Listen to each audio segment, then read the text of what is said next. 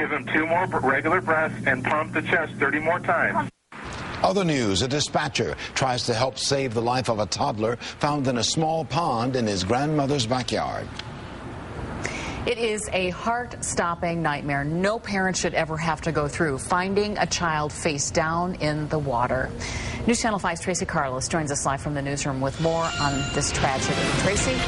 Lee, what started out as a Mother's Day celebration turned out to be the worst day of one mother's life.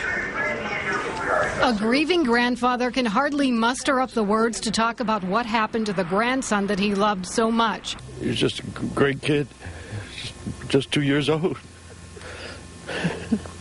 Police say just before 6 o'clock last night, 2-year-old Jaden Stapleton was playing with other children here in the backyard of his grandmother's house on Reynolds Road in Menor. Police say the toddler fell into a very small pond.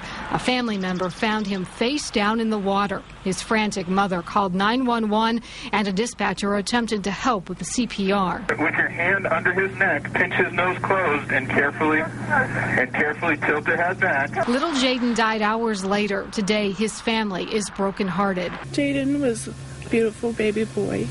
He was very special. He was so different. He was just so quiet and good and never cried. He was so happy. A happy celebration for Mother's Day that turned out to be a day that one mother will never forget. We have set up a fund. If you would like to make a donation to the family, you can do so at any key bank. In the newsroom, Tracy Carlos, News Channel 5. Oh, Tracy, it is such a heartbreaking story. And, you know, a reminder, too, that things can happen in just seconds with young children and water.